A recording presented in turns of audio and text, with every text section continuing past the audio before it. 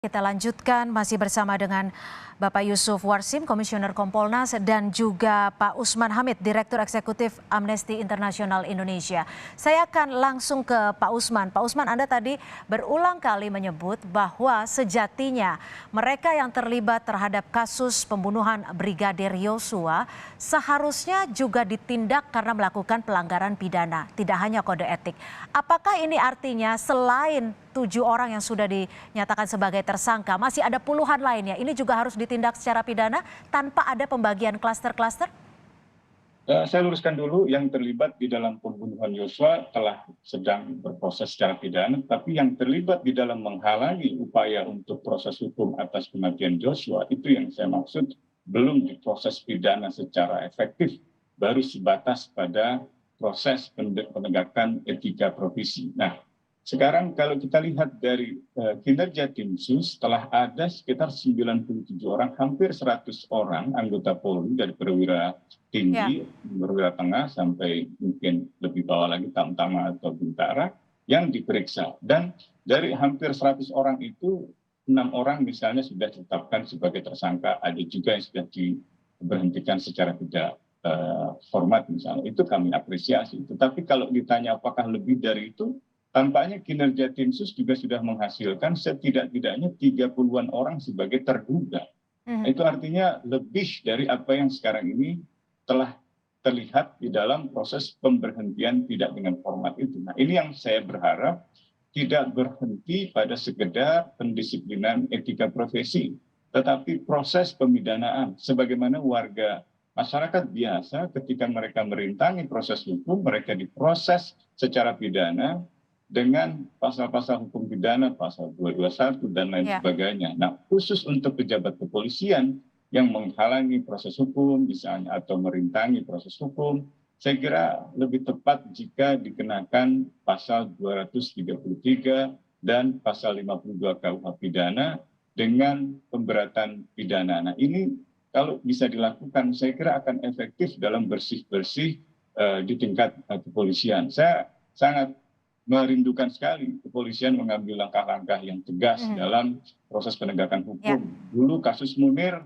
kepolisian pernah mengambil tindakan tegas meskipun tidak selalu dan tidak semua Kapolri. Nah, saya berharap kalau Kapolri yang sekarang sungguh-sungguh, maka pastikanlah seluruh mekanisme akuntabilitas itu berjalan secara efektif. Kalau seorang anggota polisi, bahkan seorang ajudan dan seorang anggota BRIMOB bisa dibunuh begitu saja, bagaimana dengan nasib warga masyarakat biasa? Nah, ini berkaitan, saya akan coba ke Kompolnas. Sejauh ini seperti apa sih Pak Yusuf? Apakah betul anggota Polri yang berpangkat lebih tinggi akan memiliki kekuasaan yang lebih besar, baik untuk memerintah bawahannya meskipun itu bertentangan dengan hukum, atau yang lebih ekstrimnya lagi tidak berkaitan dengan pekerjaan? Oke, jadi begini Mbak Cynthia, ada dua hal yang bisa kami catat dari pemantauan dan penilaian kami di dalam kasus ini dan termasuk di dalam penanganannya. Pertama, mengapa ini terjadi? Karena ini ada hal terkait dengan ketidakpekaan atas pengawasan publik.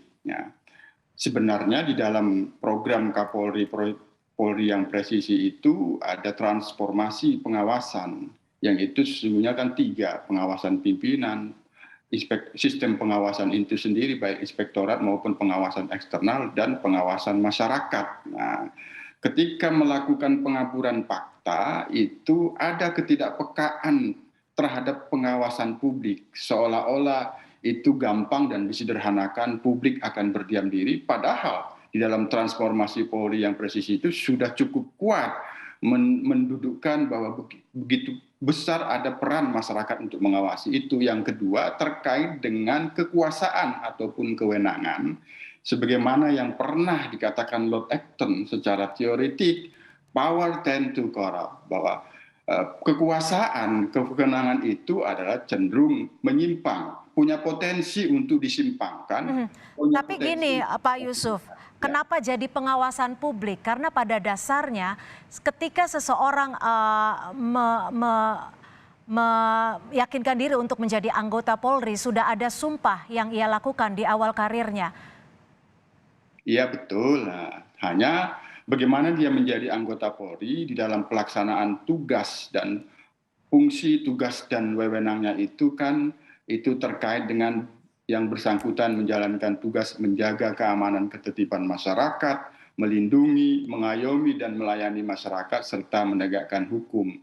Dia hidup itu di tengah-tengah masyarakat, maka pengawasan yang paling tidak bisa ditawar-menawar itu ya ada pada masyarakat. Kehendak masyarakat itulah yang menjadikan dia itu polisi, sebagaimana yang diinginkan oleh masyarakat, bisa melindungi, mengayomi, dan melayani masyarakat. Ini yang kita maksud dengan ketiadaan kepekaan publik itu tadi. Oke, saya akan ke Pak Usman. Menurut Anda gimana?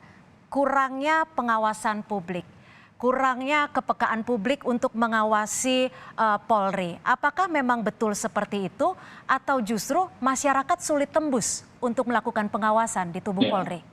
Sebenarnya saya setuju pendapat dengan Pak Wahyu bahwa yang dimaksud jadi masalah di sini adalah ketidakpekaan Polri dalam mencermati pengawasan masyarakat. Bahkan sebenarnya ketika di awal sebagian atau anggota Kompolnas, Ketua Harian Kompolnas juga kurang peka. Pendapat-pendapat Pak Wahyu hari ini sebenarnya kalau dimunculkan sejak awal, itu akan sangat menolong pengawasan publik secara lebih efektif. Pengawasan parlemen juga sangat dibutuhkan. Pengawasan lembaga-lembaga seperti Komnas HAM juga sangat dibutuhkan. Pengawasan internal, pengawasan eksekutif dari Presiden, seandainya Presiden tidak menegur Kapolri 4-5 kali, seandainya Menko Polhukam tidak menegur Kapolri atau tidak bersikap kritis, rasanya kepekaan itu juga belum akan tumbuh meskipun masyarakat sudah berteriak sekeras mungkin tentang kejanggalan-kejanggalan yang disajikan oleh pihak kepolisian pada saat itu. Akibatnya adalah sekarang ada demoralisasi di dalam kepolisian di mana-mana. Seolah-olah seluruh capaian perubahan yang baik di dalam kepolisian rusak akibat peristiwa ini. Seolah-olah seluruh anggota polisi Artinya sekarang bersih-bersih ala Kapolri sejak Kapolri diminta Presiden untuk lebih cepat lagi dan Kapolri sekarang melakukan bersih-bersih, ini sudah cukup baik untuk mengawal kasus ini? Kalau kita lihat seluruh tingkat pengawasan tadi, yang paling besar kontribusinya adalah pengawasan masyarakat. Nah, apakah sudah sampai pada titik yang diharapkan oleh masyarakat, rasa keadilan, pengetahuan akan kebenaran peristiwa, ini masih terus berproses. Saya kira masih terlalu prematur untuk menyimpulkan apa yang dilakukan oleh pihak Kapolri saat ini benar-benar on the track.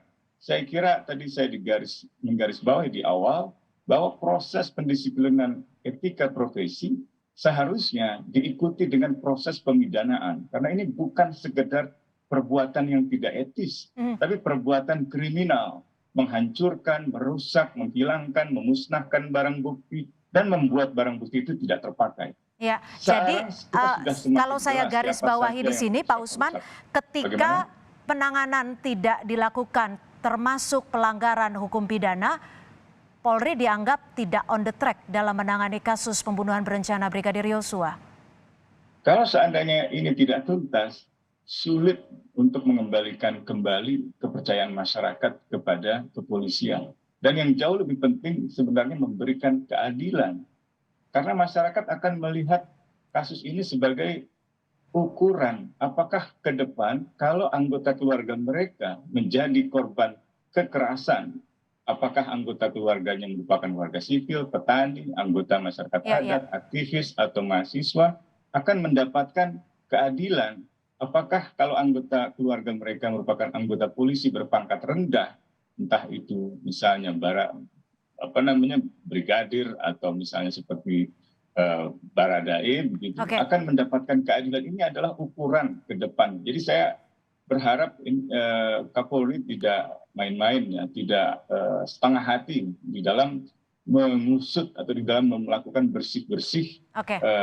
kasus ini sekaligus membangun sistem akuntabilitas yang efektif. Sistem Tadi, Pak, akuntabilitas di tubuh Polri. Saya akan ke Kompolnas. Terakhir, menurut Anda bagaimana peran Kompolnas? Karena kita tahu Kompolnas juga bisa dikatakan sebagai jembatan antara Polri dan Presiden dalam membuat kebijakan strategis, termasuk memberikan pertimbangan. MOU yang saat ini baru dibuat dengan Polri sendiri akan seluas apa? Singkat saja, Pak Yusuf.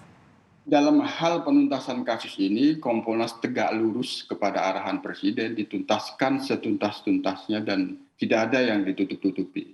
Yang kedua, terkait dengan di luar peristiwa ini, Kompolnas sendiri memang ada kesepakatan bersama terkait dengan pelaksanaan fungsi, tugas, dan wewenang Kompolnas, di mana di antara tugasnya itu ya, di antara fungsinya yang paling utama kan terkait dengan integritas dan kinerja. Nah, ini tentu sama-sama kita awasi, baik itu dari Inspektorat Pengawasan maupun Kompolnas sebagai pengawas fungsional. Itu inti daripada MOU, kita bersinergi melakukan pengawasan, sama-sama memberikan satu ruang dan kesempatan untuk bisa menilai bagaimana kinerja dan integritas anggota dan pejabat Polri. Itu intinya yang tetap kami lakukan pada saat ini dan ke depan, Cynthia. Baik, artinya pengawasan publik, pengawasan masyarakat, dan pengawasan lembaga eksternal untuk Polri perlu dilakukan agar marwah dan citra Polri kembali positif di mata masyarakat. Terima kasih Komisioner Kompolnas Yusuf Warsim dan juga Direktur Eksekutif Amnesty International Indonesia Usman Hamid. Terima kasih, selamat malam Bapak-Bapak.